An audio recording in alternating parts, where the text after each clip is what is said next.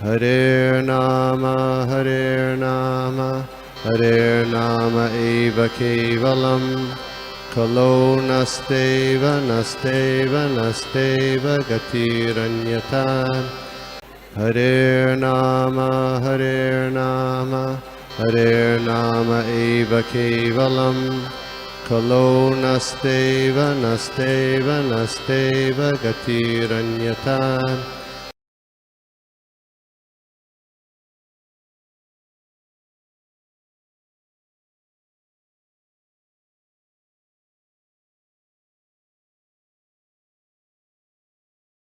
Hare Krishna. Thank you so much प्रभु। हरे Krishna. So we will start. आज का जो भागवतम सत्र है हम स्टार्ट करेंगे विद द प्रेयर्स। प्रभु जी मेरा आवाज आ रहा है प्रभु? हरे कृष्णा। हाँ हाँ प्रभु, आ रहा या थैंक यू प्रभु। ओम नमो भगवते वासुदेवाय। ओम नमो भगवते वासुदेवाय। ओम नमो भगवते वासुदेवाय। नारायणं नमस्कृत्यं नरं चैव नरोत्तमं देवीं सरस्वतीं व्यासं ततो जयमुदीरयेत्। नष्टप्रायेषु अबद्धेषु नित्यं भागवत सेवया भगवती उत्तमश्लोके भक्तिर्भवति नैष्ठिकी। नमो विष्णुपादाय कृष्णप्रेष्ठाय भूतले श्रीमते भक्तिवेदान्त स्वामिनिति नामिने। नमस्ते सारस्वते देवी गौरवाणी प्रचारिणे निर्विशेष शून्यवादी पाश्चात्य देशतारिणे। जय श्री कृष्ण चैतन्य प्रभु नित्यानंद श्री अद्वैत गदाधर श्रीवासादि गौर भक्त वृंदा। हरे कृष्णा कृष्ण कृष्ण हरे हरे, हरे राम राम राम हरे हरे। हरे कृष्ण महामंत्र की जय। श्रील प्रभुपाद की जय।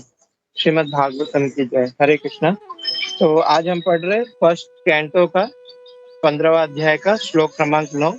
और इस अध्याय का शीर्षक है पांडवों की सामूहिक निवृत्ति। तो श्लोक इस प्रकार है।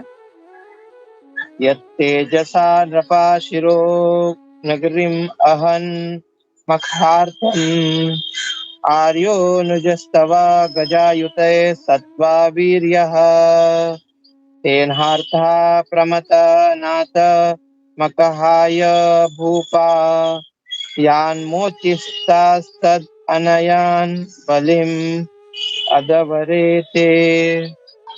अनुवाद शिला प्रभुपाद द्वारा। शिला प्रभुपाद की जय। अनुवाद।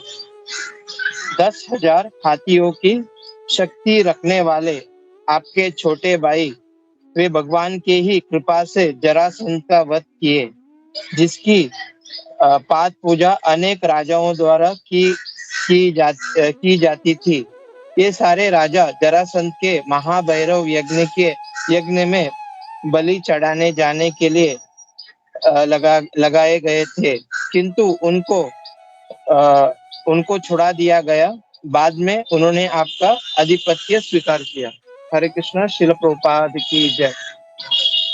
तो जैसे कि हम अब तक ये देख रहे हैं कि अर्जुन जो थे वो मतलब अलग अलग प्रकार से युधिष्ठिर महाराज को मतलब जितना भी उनकी यशस्वी और उनको जितना भी पावर जो मिला हुआ था, शक्ति जो प्रदान हुई थी, वो भगवान की कृपा से ही हुई थी। तो हम वही चर्चा कर रहे हैं।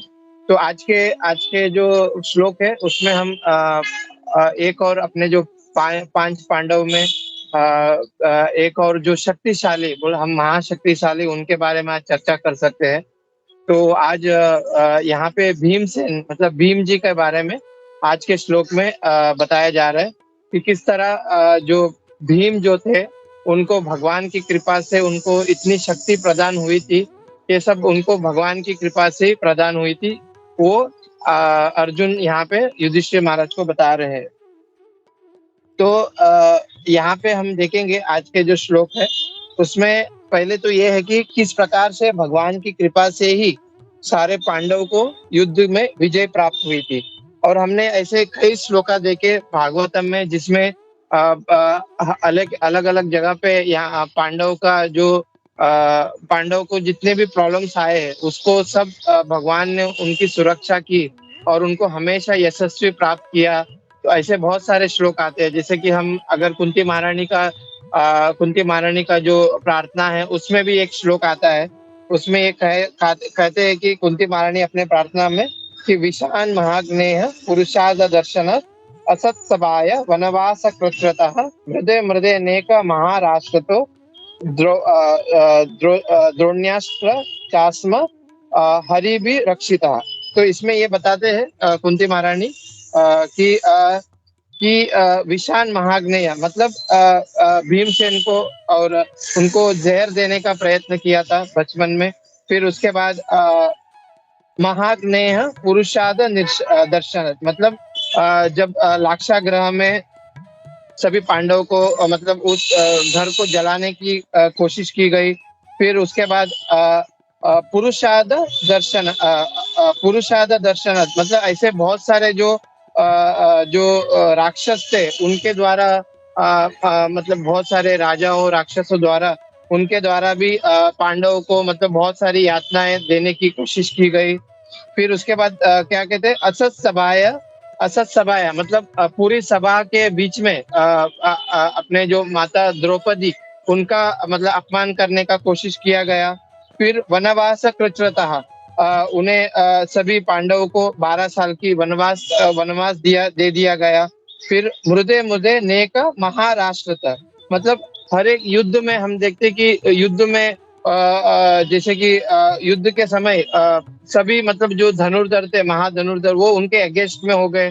फिर द्रोणास्त्र चास्मा मतलब स्वयं द्रोणाचार्य जैसे जैसे महायुद्ध अर्जुन के सामने आ गए उनके प्रतिद्वंदी बनकर।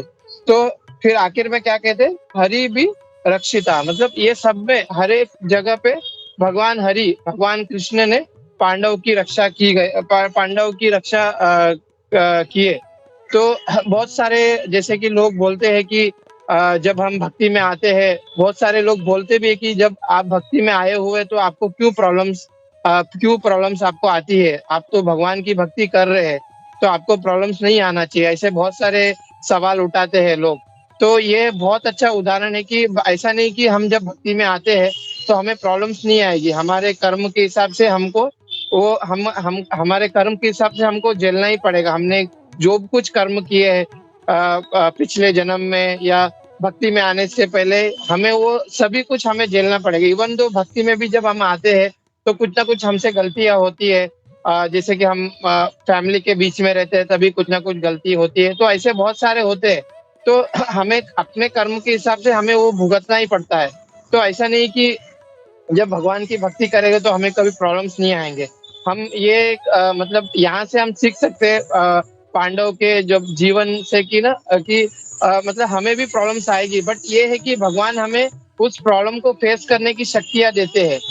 और मतलब बहुत मतलब प्रॉब्लम्स तो आएगी बट उसको बहुत कम करा के जैसे कि लास्ट टाइम सूरज माधव प्रभु जी ने बहुत अच्छा संडे का जब क्लास था तो उन्होंने बहुत अच्छा उदाहरण दिया था कि किस तरह से भगवान वो पूरा एकदम एकदम उसको कम करके हमें वो मतलब इस तरह से देंगे ताकि हम उसको सहन कर पाए। तो ये एक हम उदाहरण पंच पांडव के जीवन से हम ये सीख सकते हैं।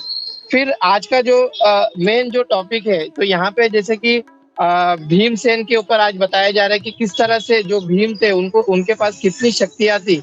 पर ये सब किसके कारण हुआ ये सब भगवान के कृपा से उनको मिला हुआ है।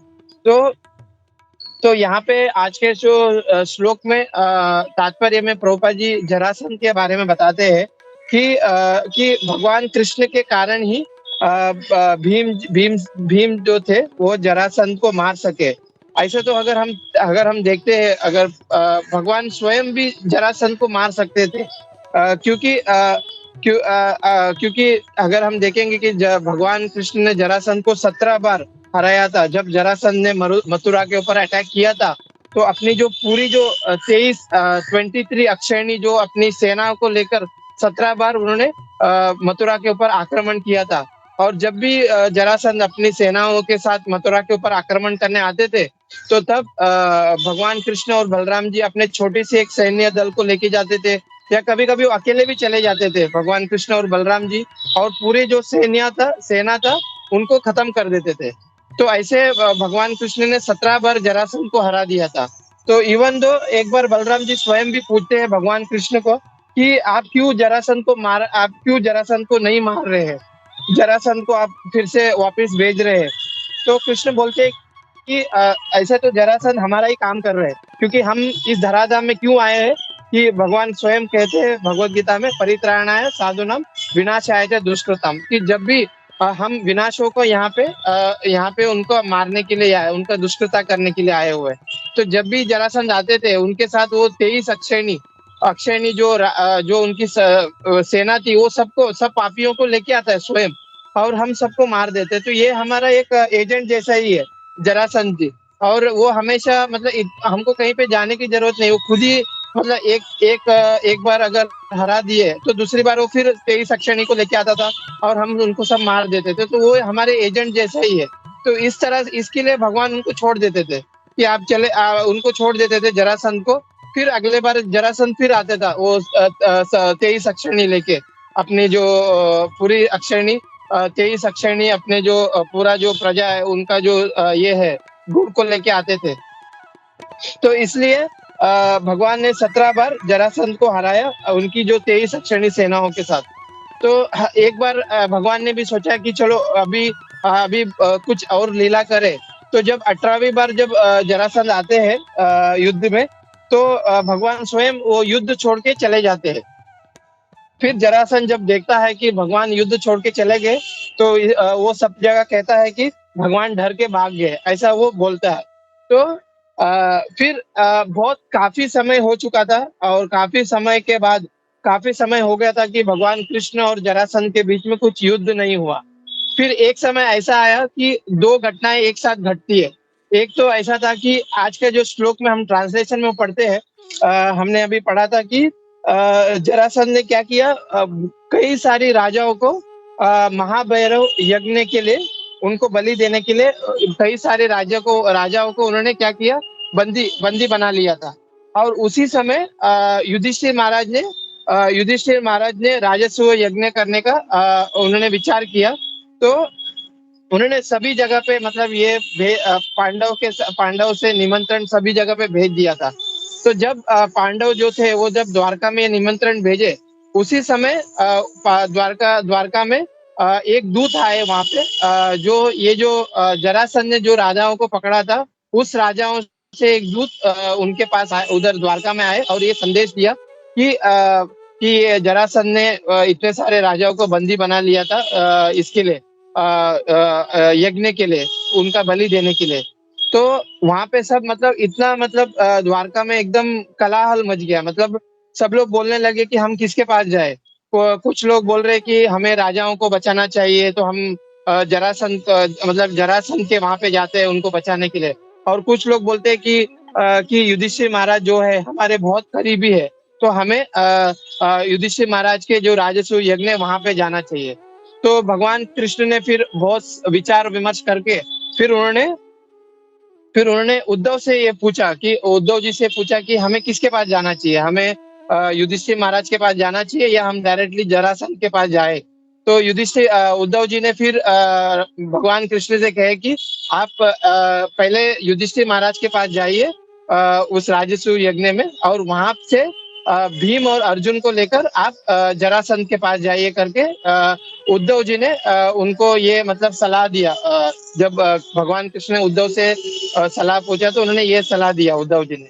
फिर भगवान कृष्ण फिर पहले युधिष्ठिर महाराज के पास गए, फिर वहां से भीम और अर्जुन को लेकर वो जरासंध के पास गए। तो यहाँ पे ये जो पॉइंट है, यहाँ से जो तात्पर्य में प्रभुपाद जी वर्णन कर रहे हैं, उसका यहाँ पे वर्णन हो रहा है कि भगवान चाहते तो जरासंध को मार सकते थे, पर वो ये नहीं चाहते थे कि वो डायरेक्टली जाके भी जरासंध को मार सकते थे, बट वो ये नहीं चाहते थे कि जो जरासंध के पास जो सेना होते, जो मतलब अननेसेसरी वो किसी को मारना चाहे, ऐसा वो नहीं करना चाहते थे। तो इसलिए और भगवान की ये इच्छा भी थी कि जरासंध का जो पुत्र था उनको वो राज सिंहासन पे बैठाए, वो भगवान की इच्छा थी। तो ये बेस भगवान कृष्ण, भीम और अर्जुन क्या किए, फिर एक ब्राह्मणों का वेश करके वो जरासंध के पास चले गए। और जब हम कभी भी देखते हैं कि जब ब्राह्मण आते हैं एज अ अतिथि बनकर, किसी भी राज्य में, तो उस राज्य का जो राजा रहता है वो क्या करता है, ब्राह्मणों को दान वगैरह देता है। तो जब जरासंध को पता चला कि ब्राह्मण उनके यहाँ पे आए हुए हैं, तो वो दान देने के लिए खड़े हो गए। पर उनको थोड़ी सी शंका हो गई थी कि ये जो आए हुए हैं, ये मतलब क्षत्रिय जैसे दिख रहे हैं, मतलब क्षत्रिय जैसा उनका तेज था मुखारविंद पे, तो इस तरह से दिख रहे थे। पर जो थे वो ब्राह्मण के वेश में आए हुए थे, इसलिए जो जरासंध थे उन्होंने ज्यादा ध्यान नहीं दिया, और फिर उन्होंने वो दान देने के लिए प्रारंभ किया। फिर उसके बाद जब युद्ध का समय आया, तो भगवान कृष्ण ने अपना असली परिचय वहां पे दिया उनको, जरासंध को, कि हम आपसे युद्ध करना चाहते हैं। और मतलब वो अपने असली परिचय देते हैं उस समय, युद्ध के समय। तो फिर जरासंध फिर क्या करता है कि वह जब ये लोग युद्ध के लिए बोलते हैं, तो जरासंध नेचुरली वो भीम को सेलेक्ट करता है युद्ध करने के लिए। बिकॉज जब भगवान कृष्ण पूछते हैं, तो जरासंध जी भगवान कृष्ण से बोलते हैं कि आपने तो 18वीं बार जब मेरे से युद्ध हुआ था, तो आप तो छोड़ के भाग गए, रण छोड़ के भाग गए। वो इन्होंने जरासंध जो थे उन्होंने ऐसा नहीं बोला कि मैं 17 बार तुमसे हार चुका हूँ, ऐसा नहीं कहा। जब 18वां बार जब भगवान युद्ध छोड़ के चले गए, उसको उन्होंने पॉइंट आउट किया भगवान कृष्ण को कि आप तो रण छोड़ के भागे हुए हैं, तो मैं आपसे युद्ध नहीं करूंगा। और फिर अर्जुन को बोलते, तो अर्जुन बोलते कि आप तो इतने पतले हो, और आपको मतलब आप मेरी बराबरी नहीं कर सकते हो, जरासंध बोलता है अर्जुन को।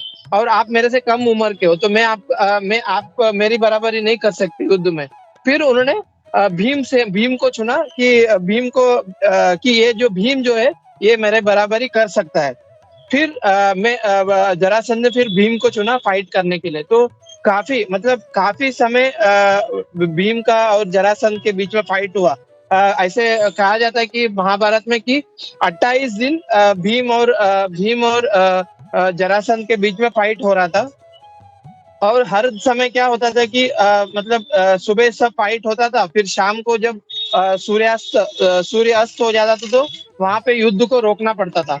तो फिर ये सब शाम के समय ये जितने भी जो जरासंध के जो प्रतिद्वंदी थे, जैसे कि भीमसेन, अर्जुन, भगवान कृष्ण, ये सब एक अतिथि बनकर जरासंध के घर पे जाते थे, और वो लोग आदान प्रदान करते थे, मतलब एज ददाती प्रतिगृह्णाति, मतलब एक दूसरे से आदान प्रदान, एज अ गेस्ट बन के जरासंध के पास जाते थे। और मतलब वो सब एकदम नेचुरली एज अ फ्रेंड रहते थे जब शाम के समय। और जैसे ही अगले दिन सुबह हो जाता था, तो फिर युद्ध चलता था। तो ऐसे ऐसे टोटल 28 डेज वहां पे युद्ध चला। और इतना भयंकर युद्ध चला जरासंध और भीमसेन के बीच में। बीच में एक बार तो भीमसेन भगवान कृष्ण को बोल दिए कि शायद जरासंध से मतलब जरासंध को मैं हरा नहीं पाऊंगा, मतलब बहुत मुश्किल हो रहा है जरासंध को हराने के लिए। ऐसा भीमसेन ने एक बार बोल भी दिया जब भगवान कृष्ण को। तो फिर भगवान कृष्ण फिर बताते हैं कि ना किस तरह से जो प्रभुपाद जी अपने पर्पण में बताते हैं कि जरासंध की जो बचपन की कहानी बताते हैं कि ना किस तरह से जरासंध उसको दो पार्ट को जोड़ा गया है। तो वो पूरा भीमसेन को बताते हैं वहां पे कि जरासंध किस तरह से एक राक्षसी द्वारा जोड़ा गया था। और अगर जरासंध को हमें मारना है, तो उसको बीच में काट कर, मतलब एकदम सेंटर में उसको काट कर उसको अपोजिट उसके बॉडी को फेंकना पड़ेगा। तो भगवान ने वहां पे भीमसेन को एक उदाहरण के तौर पर एक घास का एक पत्ता लेकर उसको बीच में तोड़ के उसको अपोजिट डायरेक्शन में फेंक देते हैं। तो मतलब इस तरह से भगवान कृष्ण भीमसेन को बताते हैं कि ना इस तरह से अगर आप जब जरासंध को मारोगे, तब जाके उसकी मृत्यु होगी। और उसी तरह भीमसेन ने जरासंध को बीच में एक दो पार्ट कर उसको अपोजिट डायरेक्शन में फेंक दिया। तब जाके जरासंध की वहां पे मृत्यु हुई। और जितने भी सारे जो राजा जो थे बंदी गृह में, जरासंध ने जिनको बंदी बना के रखा था, उनको सबको वहां पे छुड़ा दिया गया। तो आज के तात्पर्य में प्रभुपाद जी हमको समझा रहे हैं कि ये जितना भी पांडव के पास जितने भी शक्तियां थी, और स्पेशली जो अर्जुन और भीमसेन जो इतने महाशक्तिशाली थे। हम देखते हैं कि अर्जुन के पास कई सारे दिव्यास्त्र अर्जुन के पास थे। और भीम जो थे वो इतने शक्तिशाली थे, जैसे कि एक रॉयल स्ट्रेंथ के जैसा उनके पास था। और ये सब कहाँ से आया, वही प्रभुपाद जी हमको समझा रहे हैं कि ये सब भगवान की कृपा से ही उन सबको प्रदान हुआ। और अगर हम देखेंगे कि भीमसेन के बारे में, तो भीमसेन बहुत सारे ऐसी कथा आती है कि भीमसेन के पास इतनी सारी शक्तियां थी, इतनी वो शक्तिशाली थे, जैसे कि वो बकासुर का वध किए। तो बकासुर के वध के समय में भी जब वे सब वनवास में थे, तो वनवास में क्या होता था कि जब खाना आता था तो उसका 50% भीमसेन को दिया जाता था, और 50% जो था वह मतलब चार भाई और द्रौपदी से वो लोग मिलकर खाते थे। मतलब वो उतना खाना भी उनको भीमसेन को मतलब कम कम गिरता था। और जब बकासुर का समय आया, तो बकासुर का जब वध के समय आया, तो सभी लोग बकासुर को अच्छे अच्छे भोजन लेके जाते थे। तो ये जो भीम जी बहुत खुश हो गए। तो उन्होंने क्या किया, भीम जी ने एक हाथ में बकासुर को पकड़ा हुआ था और दूसरे हाथ में वो खाना खा रहे थे। और बकासुर को बोलते थे कि पहले मुझे अपना पेट भरने दो, उसके बाद मैं तुमको मारूंगा। तो इस तरह से भीम कितने मतलब शक्तिशाली थे। इवन जब वो हिडम्बा राक्षस को जब मारने गए, उन्होंने भी उसका भी वध किया भीम जी ने। और महाभारत में ऐसा एक वर्णन भी आता है कि एक बार द्रौपदी ने मतलब एक फूल के लिए भीमसेन को बोला, और भीमसेन ने उस फूल को तोड़ने के लिए अलगपुरी तक वो पहुंच गए थे। और इस समय आते हैं कि जब पांडव जब बद्रीनाथ के ओर से जब हिमालय की ओर जाते थे, तो उस समय द्रौपदी जो थी माता द्रौपदी वो भीमसेन से बहुत क्लोज थी। और हमेशा जो भी कुछ अगर उनको कुछ पूछना है, कुछ बोलना है, तो भीम जी से वो भीम जी से वो इंटरेक्ट करती थी। और भीम जी उनका पूरा जो मतलब जो भी कुछ इच्छा है वो पूरा कर देते थे। तो एक बार माता द्रौपदी ने भीमसेन को फूल लेके आने के लिए कहा, और इसके लिए वो अलगपुरी तरफ चले गए भीम जी। और उस अलगपुरी जगह में मतलब ये जो कुबेर के जो सैनिक थे वो उस जगह का रक्षा करते थे। तो जब उस सैनिक लोग को पता चला कि भीम जी यहाँ पे आए हुए हैं, और मतलब उनको तो एक सामान्य मनुष्य जैसा लगा। मतलब द्वापर युग में इतना शक्तिशाली कौन हो सकता है जो कुबेर के जो सैनिक है उसको ललकार रहे। मतलब इतना उनको तो एकदम मतलब एक सामान्य मनुष्य जैसा लग रहा था। तो भीम जी जब गए अलगपुरी में, और जब ये जो सैनिक उनके सामने आए कुबेर के, तो कुबेर के सैनिक को भी उन्होंने मार दिया। और जब कुबेर को जब ये पता चला कि मतलब ऐसे कोई जो था वो आया हुआ है और मेरे सैनिक को मार दिया, तो उन्होंने अपना जो मेन जो सेना था, उनका नाम था पति मणिमान बोल के उनकी सेना था। उनके एक ये था सेना नायक थे, उनको उन्होंने भेज दिया उस जगह पे। तो भीम जी ने उनको भी उन्होंने परास्त कर दिया। जब जब कुबेर को इसका पता चला तो बहुत क्रोधित हो गए, और जब क्रोध के कारण वो स्वयं अलगपुरी आ गए थे। और जब इसकी जो सूचना जब युधिष्ठिर महाराज को जब पता चला कि भीमसेन ने ऐसा कुछ कर दिया, तो युधिष्ठिर महाराज तुरंत कुबेर जी आने से पहले वो पहुंच गए युधिष्ठिर महाराज उस जगह पे अलगपुरी जगह में। और जब कुबेर जी देखे कि युधिष्ठिर महाराज को जब उन्होंने देखा, जब वो अलगपुरी पहुंचे कुबेर जी, तो उनको सब पता था युधिष्ठिर महाराज एक धर्मराज है। तो उन्होंने तुरंत उनको दंडवत कर दिया कुबेर को। कुबेर जी ने युधिष्ठिर महाराज को। और फिर युधिष्ठिर महाराज ने सब कुछ मतलब उनसे माफी मांगी कुबेर से। कुबेर जी से माफी मांगी, तब जाके कुबेर जी शांत हो गए। तो हम यहाँ पे देख सकते कि भीमसेन भीमसेन में मतलब कितनी शक्तियां थी, और कितनी शक्तियां थी, ये सब कहाँ से आया शक्ति। और ऐसा कहा जाता है कि जो भीम जी थे उनको 10,000 हाथी जैसा शक्ति था। नॉर्मली अगर हम द्वापर युग की बात करें, तो ये जो 10,000 जो हाथी की जो शक्ति है, ये मतलब कॉमन जैसा है। मतलब बहुत सारे लोगों के पास इतनी शक्तियां होती है, बट भीम जी ऐसे नहीं थे। उनके पास ये तो शक्तियां थी भगवान की कृपा से, पर उनके पास और भी शक्तियां थी, अलग अलग और शक्तियां थी। तो इसके कारण वो इतने शक्तिशाली हुए थे। तो यहाँ पे हम प्रोपा जी हमको ये समझाना चाह रहे हैं कि ये जितने भी पांडवों के पास जितने भी शक्तियां थी, वो क्या था, भगवान की कृपा से उनके पास था, ये जितने भी शक्ति उनके पास थी। और पांडव जो थे वो क्या करते थे, ये जितने भी टैलेंट उनके पास था वो सिर्फ और सिर्फ भगवान की सेवा में यूज करते थे। तो इससे हम एक बात ये भी सीख सकते हैं कि हम जो भक्त जो है, भगवान के जो भक्त जो है, या नॉर्मली एक इंसान जो जीव है, उनको भी हमेशा मतलब जो भी शक्ति है उनको मिला हुआ है, वो भगवान की सेवा के लिए वो करना चाहिए, भगवान की सेवा के लिए वो लगाना चाहिए। तब जाके मतलब ये तब जाके वी कैन रियलाइज कि ये जितना भी शक्तियां है भगवान की शक्तियां है, और हमें ये भगवान की सेवा के लिए यूज करना चाहिए। जैसे कि हम पांडव के उदाहरण देखते हैं कि उन्होंने अपना पूरा जो शक्ति है भगवान के सेवा में ही लगाया। तो अ, पर अगर हम ऑपोजिट डायरेक्शन में देखते हैं, अगर कोई जो भौतिकवादी रहते हैं, जैसे हम जरासंध का उदाहरण भी अगर यहाँ पे देखते हैं, तो जरासंध वो ऐसा समझता था कि ये जो शक्तियां है ये मेरे कारण हुआ, ये मेरे मतलब ये पूरा मेरे कारण हुआ है। तो हम भौतिकवादी को ऐसे ही देखते हैं, जो भौतिकवादी जो लोग रहते हैं वो ऐसे ही सोचते हैं कि ये मेरा है, ये मैंने बनाया हुआ है, ये मैंने ये मेरी मेहनत से मैंने ये प्राप्त किया हुआ, ऐसा सोचते हैं। पर भक्त जो रहता है हमेशा वो भगवान को ये देता है कि भगवान को ये क्रेडिट देता है कि ये जितना भी कुछ चीजें हैं ये हम भगवान के वजह से हमको ये प्राप्त हुआ है। तो आज के जो श्लोक है उसमें हम प्रभुपाद जी हमको यही समझाते हैं कि हमें हमेशा भगवान के ऊपर उदार होना चाहिए, कि हम जो भी कुछ छोटी से छोटी भी कार्य करते हैं वो हमें यही सोच के करना चाहिए कि ये सब भगवान की कृपा से ही हो रहा है। वो जो भी कुछ हमारे हमारे जीवन में घटता है, कुछ अच्छा चीज घटता है या कुछ बुरा चीज भी घटता है, देखो बुरा जो चीज है वो हमारे कर्मों के हिसाब से आता है।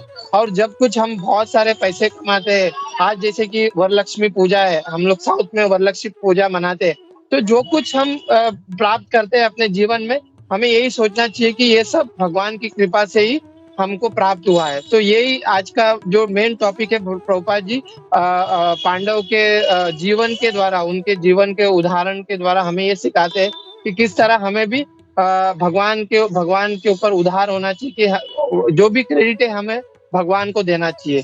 तो मैं यहाँ पे अपनी वाणी को विराम करता हूँ। और जैसे कि प्रभुपाद जी हमें हर समय हर एक उनके तात्पर्य में हमें कुछ नया नया सिखाने मिलता है कि क्या प्रभुपाद जी हमें बताना चाह रहे हैं। तो वही मैं कोशिश किया भक्तों के माध्यम से, भक्तों के मुखारबिंद से जो कुछ मैंने सुना था वही माध्यम से मैंने कोशिश किया कि मैं कुछ सही बोल सकूं। तो अगर मुझसे कुछ त्रुटि हुई तो मुझे क्षमा कर दीजिए, और मैं यहाँ पे अपनी वाणी को विराम करता हूँ। हरे कृष्णा, श्रील प्रभुपाद की जय।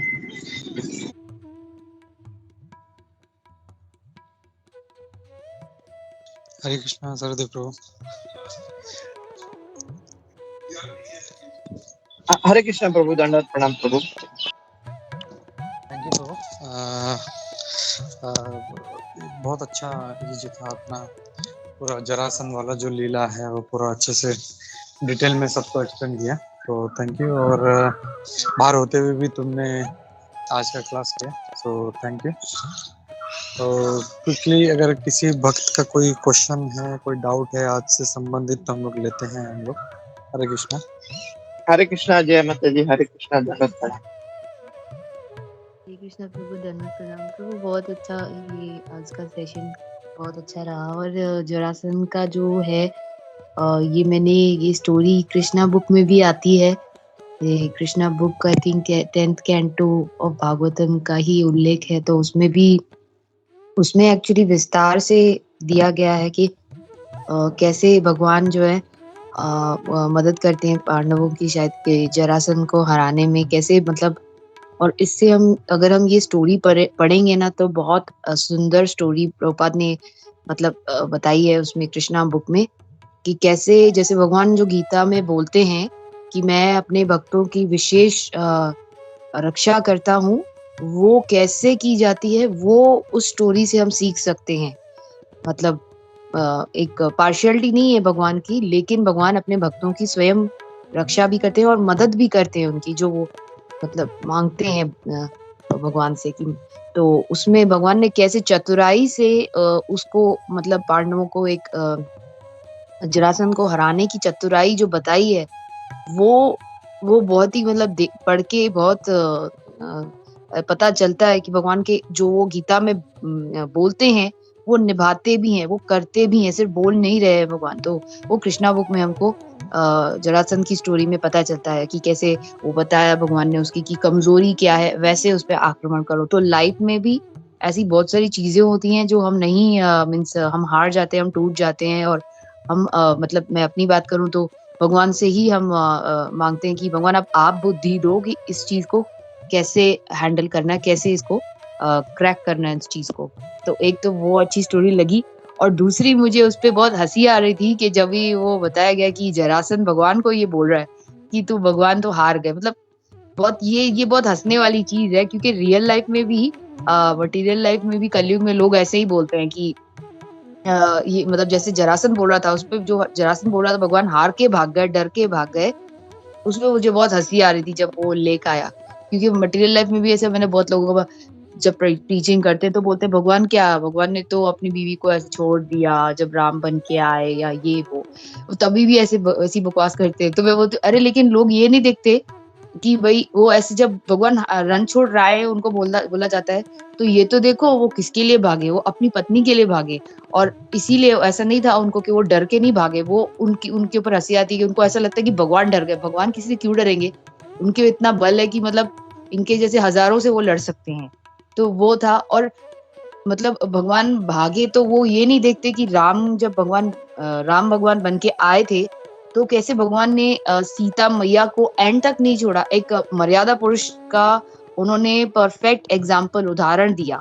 तो वो जो मटेरियल जो लोग हैं वो नहीं देखते, कितने डाइवोर्स देके बैठे होते अपने बीवियों को जो मटेरियलिस्ट लोग हैं, तब तो वो नहीं ये देखते कि भगवान का अनुसरण क्यों नहीं करते। तब वो जब अपने वाइफ्स को छोड़ के बैठे हुए होते हैं, भले प्रॉपर्टी ले ले तो ले ले, लेकिन मैं तो नहीं सीधा होऊंगा, मैं तो सुधरूंगा नहीं। तो तब वो क्यों नहीं देखते कि भाई भगवान ने तो ऐसा कुछ नहीं किया। हाँ, ये वो देखेंगे भगवान डर के भाग गए तो हम तो उनके मतलब हम जीत गए उनसे। ये वो नहीं देखते कि भगवान ने ये भी तो किया, मर्यादा पुरुष का एग्जाम्पल भी तो दिया कि अपनी पत्नी का साथ तो निभाया एंड तक। वो ये नहीं वो नहीं देखेंगे। बस जो वीकनेस है वहां पे पॉइंट आउट करेंगे। हाँ भाई भगवान तो भाग गए ना, डर के भाग गए, मतलब हम ऐसा भी हो सकता है कि हम भगवान से स्ट्रांग है। ये उनका बचकान मतलब बचकाना जो तात्पर्य निकालते हैं, वो एक कंक्लूजन निकालते हैं, वो उसपे बहुत हंसी आती है कि कितना बचपना है, लोगों में दिमाग ही नहीं है। तो ये बहुत अच्छा लगा प्रभु। हरे कृष्ण। हरे कृष्णा। थैंक यू जय माता दी, thank you so much. Yes, हरे कृष्णा सूरत भागवत प्रभु। हरे कृष्णा सर्वदेव प्रभु, बहुत ही अच्छा क्लास था प्रभु। और जैसे अभी जरासंध की बात हो रही तो हमारे यहाँ पे एक मतलब राधा गोपीनाथ टेम्पल से जो ब्रह्मचारी थे शुभविलास प्रभु, तो वो उनकी एक बार कथा में वो बता रहे थे कि भगवान जरासंध को क्यों छोड़ रहे थे, क्योंकि हमेशा वो छोड़ते थे और वो पूरा जितना भी असुर का जो आर्मी है वो इकट्ठा करके आते थे और भगवान को एक ही जगह मिलता था सबको मारने के लिए। तो इसलिए भगवान छोड़ रहे थे, क्योंकि जरासंध क्या कर रहा था, एवरी टाइम जब भी उसको छोड़ते वापस वो और एक सेट ऑफ आर्मी लेके आता, तो एक जगह भगवान को मिल जाती है जितने भी असुर है और एक साथ उनको मार सकते थे। और ये भी बता रहे थे कि जरासंध के जैसे हमको भी होना चाहिए, कि वो इतना मोटिवेटेड था, मतलब 18 बार भगवान के सामने हारा हो, फिर भी वो हर बार एक नया आर्मी लेके आता था। वो ऐसा नहीं कि छोड़ दिया उसने। तो हमको भी भक्ति में उसी तरह जरासंध की तरह, जितना भी हम लोग जब भक्ति करते, कभी कभी हम लोग हमसे गलतियां होती है, ये होता है, कभी कभी उनको लगता है कि ये भक्ति मेरे से होगी नहीं। तो जैसे जरासंध भले ही वो 18 बार हरा, फिर भी वो मोटिवेट होके 18 बार वो सेना लेके आता था और भगवान के साथ युद्ध करने के लिए। तो वो प्रभु जी वही कनेक्ट कर रहे थे कि we should always be motivated भक्ति में। भले हम कभी कभी अच्छा दिन होता है, बुरा दिन होता है, कभी कभी हम अच्छी तरह से कर पाते हैं, कभी कभी नहीं कर पाते, हमको भी we should always be motivated हर बार। तो यही एक ऐड करना था प्रभु। Thank you for the wonderful class. हरे कृष्णा। धन्यवाद। थैंक यू सो मच प्रभु। आपने भी एक अलग से एंगल से बताया प्रभु। Thank you so much Surat Bhagwat प्रभु। हरे कृष्णा सत्यानारायण प्रभु। हरे कृष्णा। सर्वदेव गिरधारी प्रभु दंडवत प्रणाम। बहुत अच्छा अपने क्लास और बहुत सारे उदाहरण जैसे श्रील प्रभुपाद ने बताया, वो अपने बहुत हाईलाइटेड करके बताया। और जैसे आप बोल रहे थे कि भगवान हमेशा अपने भक्तों की रक्षा करते हैं, उनके ऊपर कृपा करते हैं भक्तों के ऊपर।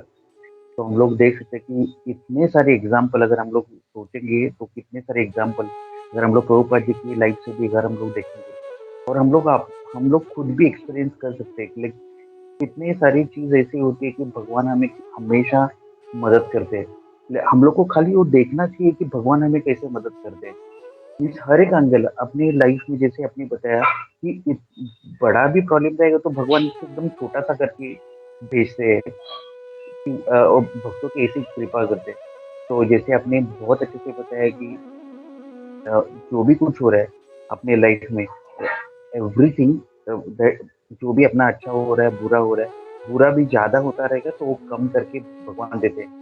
इसलिए वो ये गाना मुझे याद आ रहा था प्रभु जी, मेरा आपकी दुआ से सब काम हो रहा है, करते हो तुम कन्हैया। तो जो है ना कीर्तन प्रभु जी, वो बहुत मुझे याद आ रहा था। तो थैंक यू सो मच प्रभु जी। हरे कृष्णा धन्यवाद। हरे thank you so much for that wonderful point highlighted. Hare Krishna. Thank you so much. Yeah, yes, Samir Kumar. हरे कृष्णा प्रभु जी, दंडवत प्रणाम। प्रभु जी आपका क्लास बहुत बढ़िया था। आपने वो इतना डिटेल्ड स्टोरीज बताया, बहुत अच्छा था। प्रभु जी जस्ट एक मेरे एंगल से मैं देख रहा था कि ये काल यवन और जरासंध को कृष्णा ना मारने का भी एक रीजन है। उन्होंने अपने पार्षदों से कृष्ण ने उनको मारवाया है। तो कृष्णा अगर उनको मारते तो उनको सायुज्य मुक्ति मिलती, तो उनको ये मुक्ति भी नहीं देनी थी। तो उसके लिए प्रभु मतलब श्री कृष्ण ने उन दोनों को मारा नहीं, जरासंध और काल यवन को। हरे कृष्णा प्रभु जी। Hare Krishna. Yeah, Prabhu. Yes, Prabhu. Sorry, Prabhu. मुझे इतना क्लैरिटी नहीं है प्रभु, मतलब I will not comment on this, but yes, अगर आपने सुना है तो डेफिनेटली ना, मतलब उन्होंने इसके लिए नहीं मारा होगा ताकि वो अयोध्या मुक्ति उनको मिलेगा करके, आई थिंक। हरे कृष्णा। या जस्ट ये काल यावन का जो भी समीर प्रभु ने बताया, तो एक्चुअली क्या था कि जैसे भगवान के एक भक्त थे मुचुकुंदा, तो उन्होंने क्या एक वर मांगा था, वो जब डेमीगॉड्स के लिए लड़े थे, हाँ, और फिर इतने थक गए थे कि उन्होंने बोला कि मुझे सोना है अभी बहुत देर के लिए, मैं बहुत थक गया हूँ। एंड इसलिए वो जैसे एक गुफा में जाके सो जाते हैं और बोलते हैं कि किसी ने मुझे डिस्टर्ब किया मेरे नींद से, तो उस आदमी को मैं जैसे ही देखूंगा वो पूरा भस्म हो जाएगा। तो भगवान को क्या करना था, ये जो भक्त अभी सो गए हैं उनको उठाना भी था और ये काल यावन का वध भी होना था। तो इसलिए जब वो काल यावन को लेके वो गुफा में जाते हैं भगवान, और फिर जब वो मुचुकुंदा को, फिर वो काल यावन को ऐसा लगता है जो सोया हुआ आदमी है वो भगवान है, और जब जोर से उसको लात मारता है वो उड़ जाके, और जब उठ के जब वो कालियावन को देखता है मुचकुंदा, तब वो पूरी तरह से भस्म हो जाता है। तो this are different ways, like भगवान को अपने भक्त को भी जगाना था। जैसे हम लोग भी कभी कभी थोड़ी देर के बाद भक्ति करके हमको ऐसा लगता है बहुत भक्ति हो गई, अभी थोड़ा रेस्ट लेते हैं थोड़ा तो ऐसा मुचकुंदा का हाल था, वो सोना चाहता था बहुत देर के लिए, तो भगवान चाहते कि हम उठ जाए। तो कैसे कभी कभी इस तरह से भगवान अपनी लीला रचाते हैं। तो बोलते हैं ना, एक तीर से दो शिकार। तो काल यावन का भी वध हुआ और मुचकुंदा को जो सोया हुआ था काफी देर से, उठाया उन्होंने। तो इस तरह से, और मेन मतलब भगवान चाहते हैं कि सारा क्रेडिट अपने भक्त को मिले, क्योंकि एक भक्त के हाथ से भी अगर किसी का वध होता है, it is as good as उसका मतलब उस आदमी का उद्धारी होने के बराबर है। क्योंकि लॉर्ड अगर अपने भक्तों से किसी का वध करा रहे तो it is as good as, मतलब उसका आगे का जीवन अच्छा ही होगा। हरे कृष्णा, धन्यवाद। यही पॉइंट एक ऐड करना था। और जैसे ये पॉइंट चल रहा था अपना कि भगवान जो है अपने भक्तों से कार्य कराते, चाहते तो खुद मार सकते थे काल यवन को, जरासंध को, लेकिन जरासंध को जब भीम ने मारा तो भीम का नाम हुआ।